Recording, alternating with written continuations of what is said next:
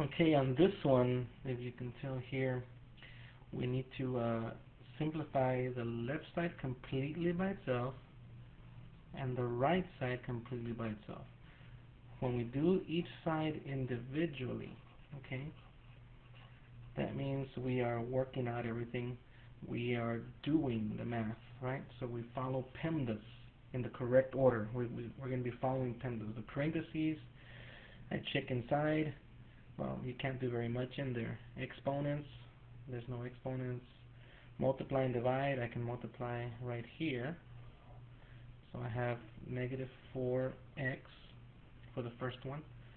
And then negative 4 times 4 becomes negative 16. And then if I continue on the right side, I'm still multiplying, doing everything there. So I'm going to multiply the 6 times 1. And then I'm going to multiply the 6 times negative x, which is negative 6x. And I look around and I see, can I collect like terms? Can I do anything else on the left side? Well, no, that's about it, right?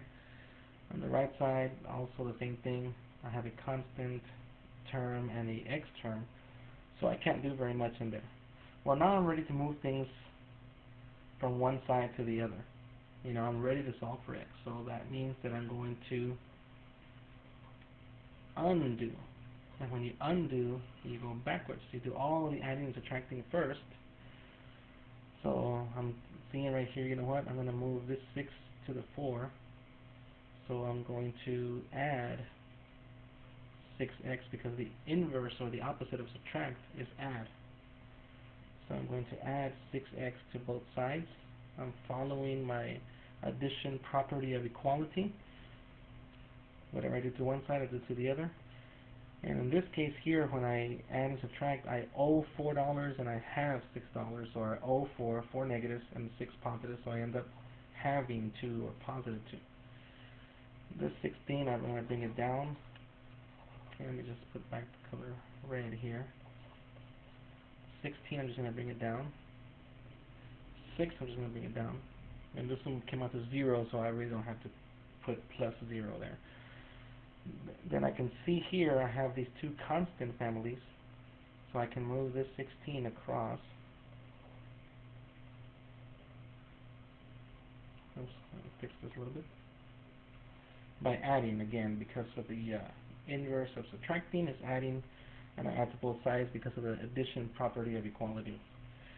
So here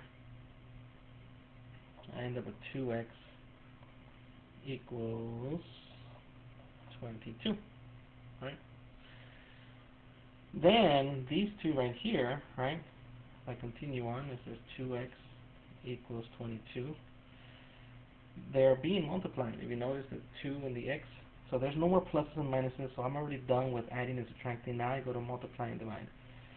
So I'm multiplying the 2 and the x, so the inverse of multiplying would be dividing. So that gives me x equals 22 divided by 2 would be 11. Make sure you use your calculator to double check your work. Okay?